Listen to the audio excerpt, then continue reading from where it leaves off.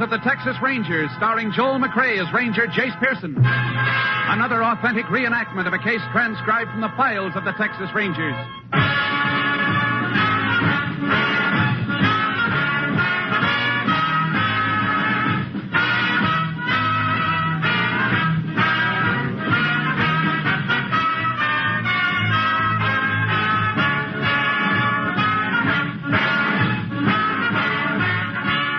Names, dates, and places in the following story are fictitious for obvious reasons. The events themselves are a matter of record.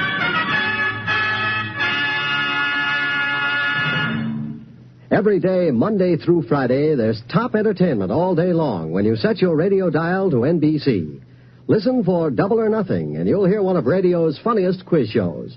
Yes, Walter O'Keefe consistently comes up with great comedy entertainment Monday through Friday on Double or Nothing. Listen, and you'll agree. And then there's the program with a heart, Strike It Rich. The grand entertainment that Warren Hull brings you every day on Strike It Rich is just what the doctor ordered if you suffer from the housework blues. From Chicago, Tommy Bartlett brings you Welcome Travelers and interviews with the many interesting guests who each day pass through the Windy City. And for more fun, listen for Bob and Ray, those two zany comics. Then there's Music and Charm with Dave Garroway. So remember, every day, Monday through Friday, chase your blues away with the wonderful daytime programs on this station of the NBC Radio Network. And now, here's today's adventure with the tales of the Texas Rangers.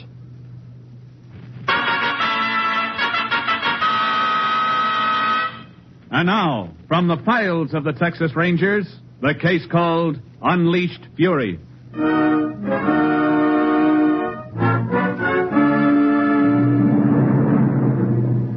It is 3:30 a.m. during the night of April 25th, 1938. Near the town of Carnesville, Texas, Ralph Lang and his wife were asleep in the upstairs bedroom of their farmhouse. Outside the house, a car pulls to a stop, and a moment later, Lang is awakened by someone knocking on the front door. He gets up and goes downstairs. All right. Who is it? Ranger Morgan, Texas Ranger. Oh. Sorry to wake you up, sir. Oh, it's all right. What is it? You hear anyone prowling around your house tonight? Why, no. Why? Well, I don't want to scare you, but we're looking for one of the inmates from the state hospital. You mean somebody escaped from the asylum? Yes, sir, about 1 this morning. We're checking all the houses in the area. Your door's locked? Yeah, always keep them locked at night. This man, is he dangerous? Yes, sir. He's a killer. I see. I'll have to move on now. Just make sure you keep your doors and windows locked. Let us know if you see or hear anything. I will. Thanks for warning us. Who is it, Ralph? Nobody, honey. You go back to bed. Good night, sir. Good night, Ranger. Who was that? Texas Ranger. Well, what do you want? Nothing, honey. That ain't so. What's a ranger doing around here this time of night? Now, Jenny. What is it, Ralph? What's happened? Nothing, I tell you. Just some fella got out of the hospital. Rangers are looking for him. Why'd they come here? They're checking all the houses around here. Just wanted to know if we'd seen him. Ralph, I'm scared. Now, honey, there's nothing to worry about. Just go back to bed. I think you ought to look around the house first. What for? We keep our doors and windows locked. He can't... Please, Ralph. All right, honey, all right. But there ain't no way he could have got in. Besides, if he did, we'd have heard him by now. All the same, I'd feel better if you had a look. Okay. Ralph, I'm scared. Now, honey, you don't have to be scared. Here, I'll switch on the living room light. Here, you see, not a soul. You better look in the kitchen. Well, Jenny, the kitchen door's locked. I'm not sure I locked it. Huh? I can't remember. All right. I'll go out there. Be careful, Ralph. I will.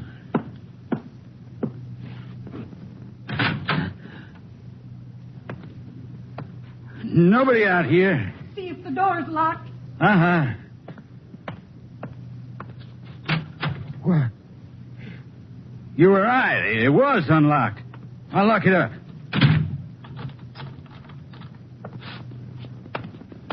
Now, I've looked. What do you say we go back upstairs and get some sleep? I'm still scared, Ralph. That Jenny, man... you gotta get hold of yourself. Now, there's nothing to be scared about. I'll just get this light. Ralph. Huh? Listen. I don't hear nothing. Upstairs. Ralph. Sounded like our bedroom door. Let me make sure. Don't leave me. No, honey. Come on. Yeah. It's closed. He's upstairs. He must have been hiding in the hall. We didn't know it. I better phone No, them. no, he'll hear you. Let's go. All right, come on. I can't get this blame lock.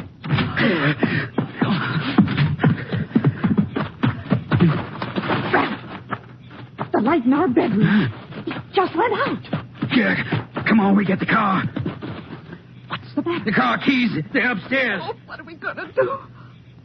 Ralph, the window. He's watching us. Come on, we got to get out of here.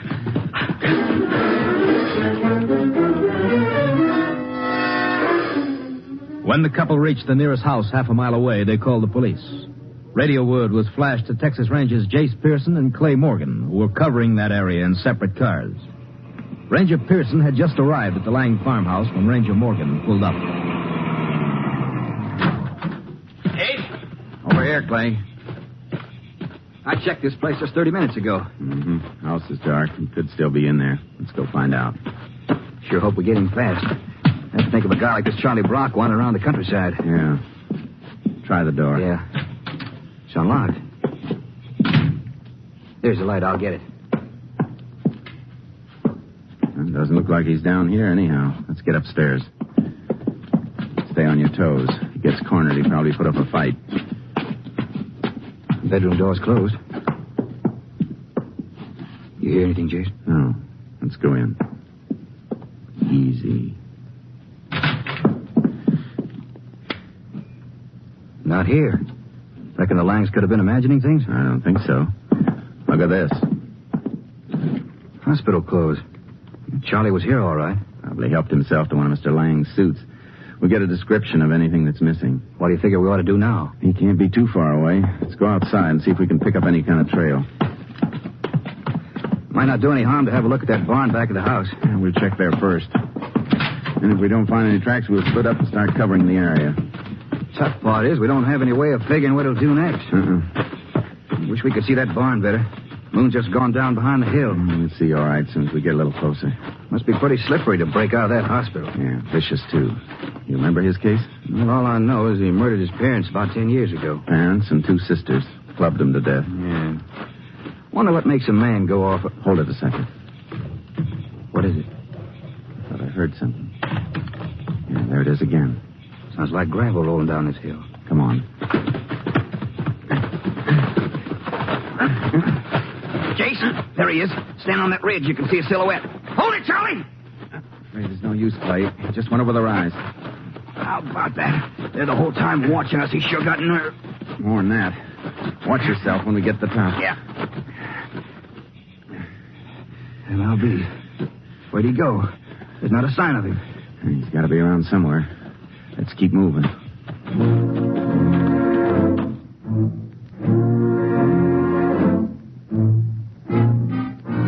Charlie Brock's trail led through a stretch of brush and ended on the bank of a shallow creek. Clay went back for our horses, and we continued to scour the area. By noon, we were convinced Charlie'd gotten away. We decided that the psychiatrist at the state hospital might be able to give us some information that would help in our search. We went there. Dr. Gallus showed us the window of the isolation room through which Charlie had escaped. He had sawed the bars with a piece of string coated with wax and scouring powder. Oh, it's unbelievable, Ranger. 3 heavy bars, and only that piece of string to work with. The patience of the man. How long was he in isolation, Doctor? About 3 months. Can't imagine why one of the attendants didn't notice what he was doing. It seems like he was pretty clever about that, too. Little bits of chewing gum on the ends of the bars, probably used to cover up his progress. Look at the way those bars are bent out, Jace. Took a strong man to do that, even after they were sawed through. Charlie's strong. He's incredibly strong. Oh, that's my call. You want to wait here, Rangers? I shouldn't be long. Oh, we'll come along with you. We're anxious to get going as soon as we ask you a few more questions. Certainly. As I was saying, I didn't realize how strong Charlie was till we had to put him in isolation. What happened? Well, we had just admitted a young man to the hospital, school teacher. One day he was talking to Charlie, and something he said must have made Charlie angry. Did Charlie attack him? Yes, he did. It took 6 attendants to get Charlie under control. He almost killed the school teacher. Was that the first time you had trouble with him? Yes, he's always been very quiet, too quiet. we weren't able to do much with him in the way of therapy. What about his killing his parents and sisters? Were you ever able to figure out the reason for it? Yeah, it wasn't easy to get Charlie to talk, but we gathered they'd always made fun of him. He'd been taken out of school when he was 16 and still in the 4th grade. And his family didn't let him forget it. He was older than 16 when he killed them, wasn't he? Yes. Oh, just a second, Rangers. I have the key right here. Wasn't Charlie in his middle 20s when he came here? 24. Seems he ran away from home after he was taken out of school. He came back to Cedar Bluff. That's his hometown, 8 years ago. Well, after he'd been home only 2 months, he... Well, you know the rest. Uh-huh. After you, Rangers. Excuse me while I see what the call desk wants. Dr. Gallus, do you want me? Oh, just a minute. Desk has a message for either one of you. I'll take it, Jace. Ranger Morgan. Yeah, hold on. I certainly hope you catch up with Charlie soon, Ranger. So do we. Hello? He's dangerous. He's extremely dangerous. And completely unpredictable. Where? There's no telling when he'll try to kill again. But you think he will try to kill? I wish I could say no. Sorry, but, Doctor. We better get going, Jace. Who was it? Town marshal's office over at Rockville. Somebody spotted Charlie Brock at a schoolyard there.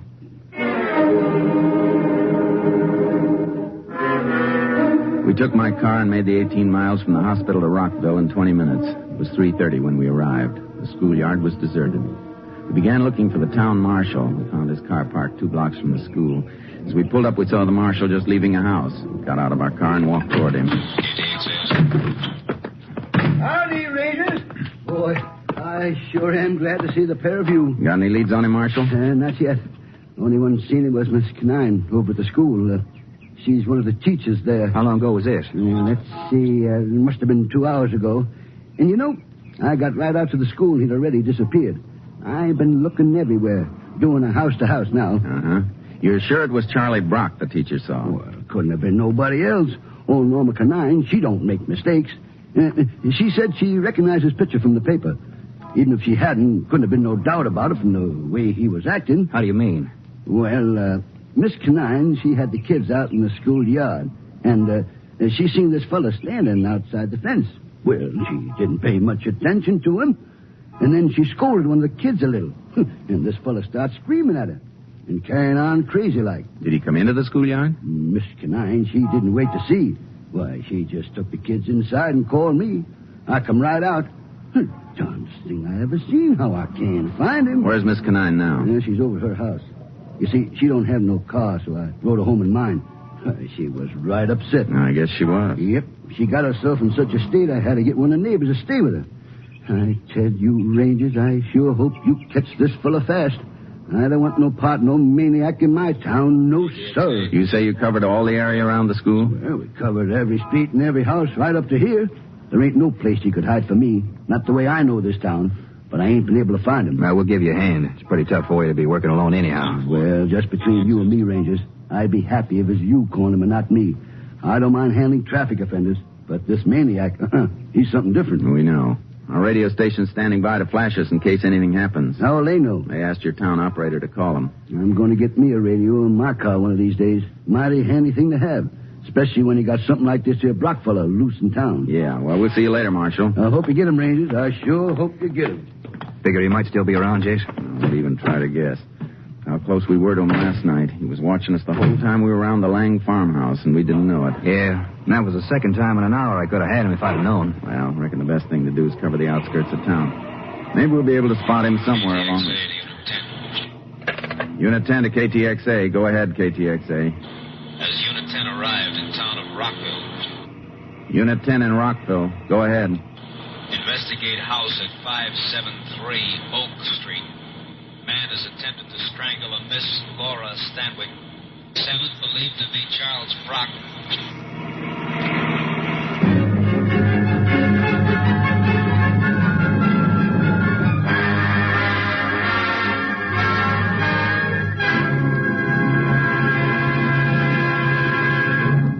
In just a moment, we will continue with Tales of the Texas Rangers, starring Joel McRae as Ranger Jace Pearson. You've seen it happen time and time again. Children playing, a ball rolls into the street, a child rushes after it, full in the path of a speeding automobile. Perhaps the driver stops in time. The chances are he can't. And another tragedy. Another accident due to carelessness is chalked up to become a figure on next year's traffic accident statistical chart. Let's all keep this year's traffic accident rate as low as possible. Stay within the speed limit. Don't endanger your life by trying to get somewhere too quickly. Better late than never may be a tired old saying, but it's also good common sense. Be alert and careful every moment you're behind the wheel. Never drive after drinking. Stick to your side of the road and watch for warnings at grade crossings. Remember, it's your life that's at stake. You can't afford to be careless. A life you save may be your own. And now let's get back to Tales of the Texas Rangers and our story for this week.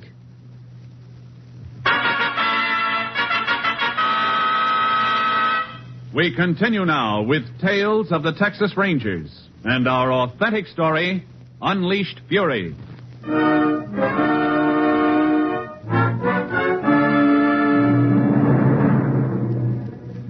We drove to the address indicated in the radio call. It was a small bungalow set a little apart from the rest of the houses on the street. When we arrived, a number of neighbors were already in the house and stood in little groups in the living room and kitchen. 2 or 3 people were comforting Laura Stanwyck, a girl in her early 20s. She was sitting at the kitchen table. Excuse us. Let us through here, please. Folks, if you don't mind, we'd like to ask Miss Stanwyck a few questions. We won't be long. Miss Stanwyck, we're sorry to bother you, but there are a few things we have to know. It was so awful. Awful. Did you get a good look at the man? Yes. His eyes and the way his mouth. Had you ever seen him before? Only his picture in the paper. He was the man who... Oh, I'm sorry. The man who escaped from the hospital last night. Yes. Can you tell us how it happened? Well, I was standing here at the table peeling potatoes. I heard the kitchen door open and I looked around. Oh, it was so awful. I'm sure it was. He jumped at me. Made the most horrible sound. Like an animal. I felt him put his hands around my throat. Yes, ma'am? I think I jabbed his shoulder with a knife. I'm not sure. After that, I must have fainted. Is this the knife you were using to peel potatoes? Yes. Little speck of blood on the tip, Chase. She might have nicked him. Uh-huh. Anyhow, it was enough to scare him away. Miss Stanwyck, you say you only saw this man's picture in the papers. You never actually saw him until he came into your kitchen. No. Were you home the whole day? Oh, no. I just gotten home from school a few minutes before I came here.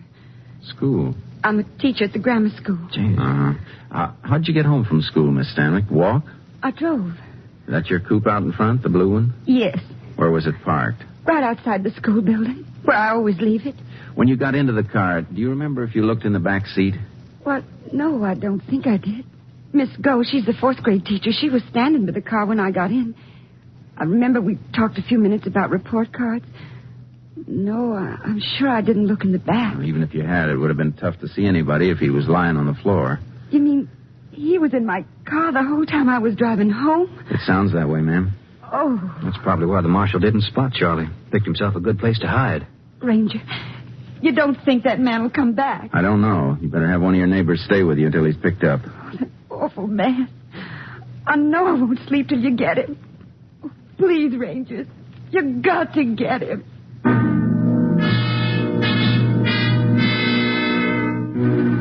We questioned the neighbors. Nobody'd seen Charlie Brock enter or leave the house. Working in cooperation with the marshal and a posse of townspeople, we covered every inch of the town. At 10 that evening, Clay and I went into a restaurant to get something to eat before continuing the search. Tired, Chase? Oh, not too much. I don't know. Beats me how this guy's disappeared. Me too, unless he's hiding someplace we haven't thought of looking. Can't think of where that would be.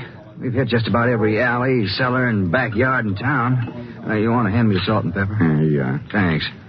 Like I said last night, you can always try to outguess an ordinary criminal. Figure out some kind of M.O. on him. But with this guy, you never know what he's going to do next. I've been thinking about that. Seems to me we do have something that looks like an M.O. You mean schools? Uh-huh. Remember while he was in the hospital, he jumped a school teacher. And today, he was after 2 others. Yeah? Yeah, forms a pattern, all right, but why? That's something Dr. Gallus would have to say for sure, but it sounds like Charlie feels everything that's gone wrong for him started with school and teachers. Well, suppose it's true. Suppose he's going to hit another school. Where does that leave us? We can't cover every school in Texas. No, but there's one we can cover. One that could be a pretty likely choice for Charlie. Which one's that? Charlie's hometown, Cedar Bluff. It's only about 20 miles from here. Yeah? But how can we be sure? Well, we can't. But if you draw a straight line between the hospital and Cedar Bluff, what's it cut through? Well, let's see it. Hey, it does come right through here. You figure Charlie might have just been sidetracked for a few hours this afternoon, and maybe the place he really meant to go when he broke out was his hometown? There's more than half a chance he may be heading for the school where he used to go. He could figure that this school is the root of all his trouble. You might have something at that, Jace. You finished eating? Yeah, I've had enough. Let's get over to Cedar Bluff.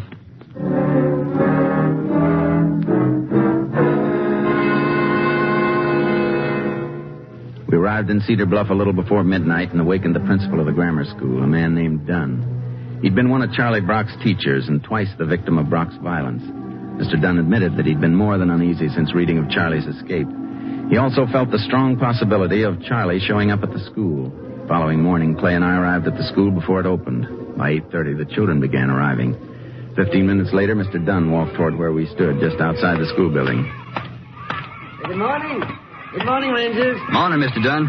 Well, you know, I've got to confess it. After you left me last night, I hardly slept a wink. I'm sorry if we bothered you, but we thought it was necessary. Well, of course it was. Good morning, Miss Hoffman. Good morning.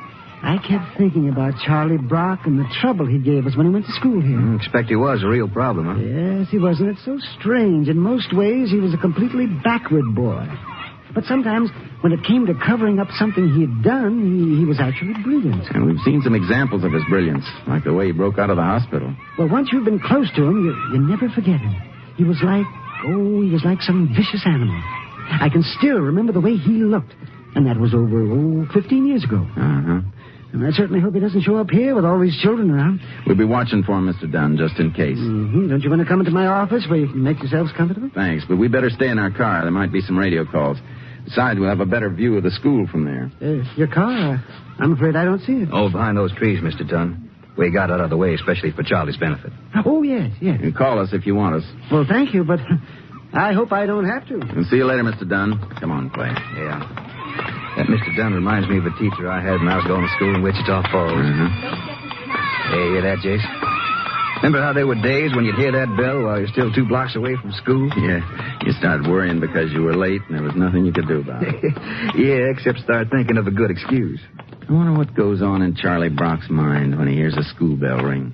Yeah, probably thinks it's the end of the world. Could be you're not far wrong. Well, we better get in and settle down. We're liable to be here all day.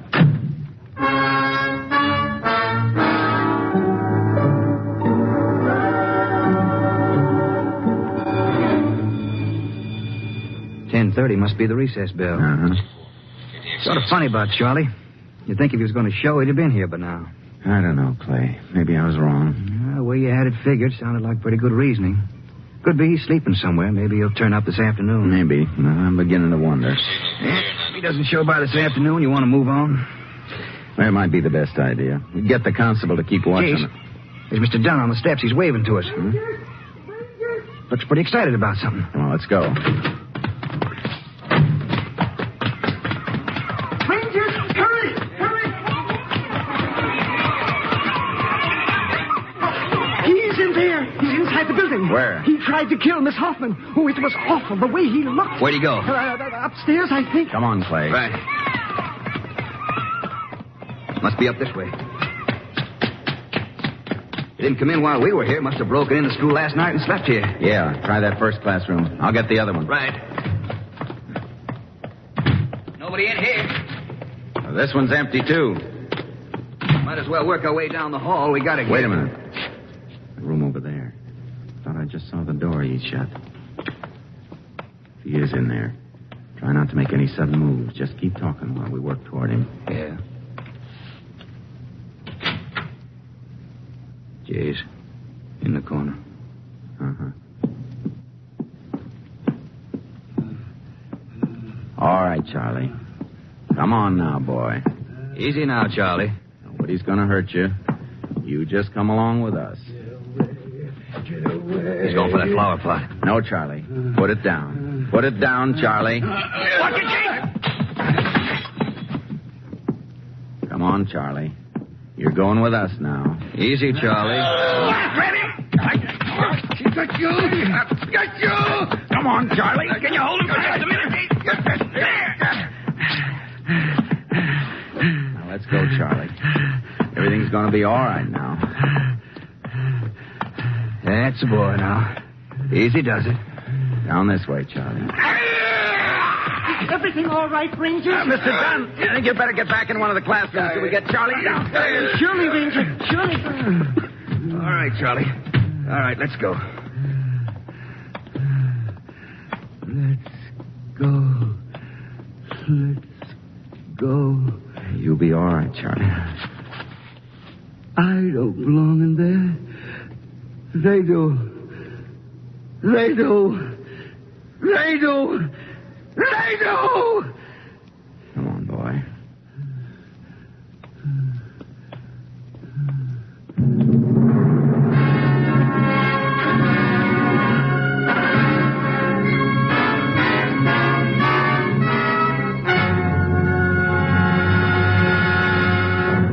In just a moment, we will tell you the results of the case you have just heard. Later today, you'll find more great entertainment all lined up for you on this NBC station. Be sure to hear The First Nighter, starring Barbara Luddy and Olin Soule in a light comedy drama. Then it stars In Khaki and Blue, featuring talented members of the armed forces with Arlene Francis as your mistress of ceremonies. And be sure to hear the hilarious Phil Harris and Alice Faye show, featuring the comedy antics of Frankie Remley, Julius Abruzio, and Brother William. And remember, too, that Theater Guild on the Air will bring you Prologue to Glory, starring John Lund and Wanda Hendricks. Today's Theater Guild on the Air play is a story about Abraham Lincoln as a young man. Yes, Sunday is Fun Day on NBC because of the many fine shows sent your way to add to your listening pleasure. Later tonight, you'll want to hear Jack Parr and the $64 question as Jack asks the questions and gives away the money. So remember, for fine entertainment all the rest of the day, stay tuned to this station of the NBC Radio Network. And now, back to the conclusion of today's Tales of the Texas Rangers.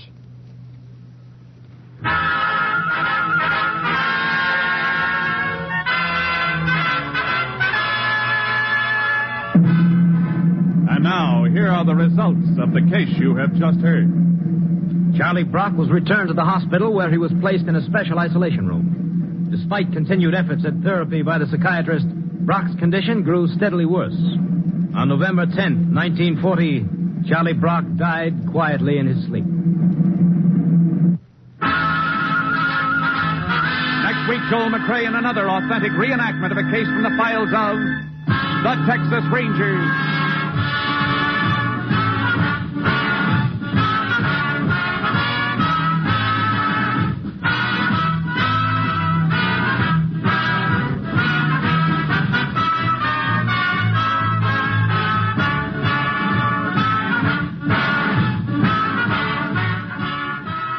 Joel McCrea will soon be seen in San Francisco Story, a Warner Brothers release. In the cast, you heard Herb Ellis as Clay Morgan. The role of Charlie Brock was portrayed by Harry Lang. Whitfield Connor was Ralph Lang, and Hope Summers was Ginny Lang.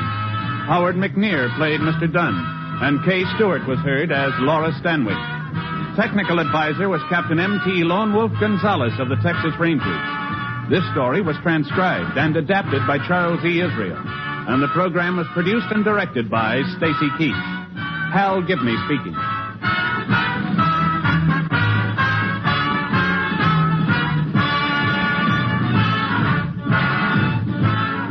Next, it's The Chase on NBC.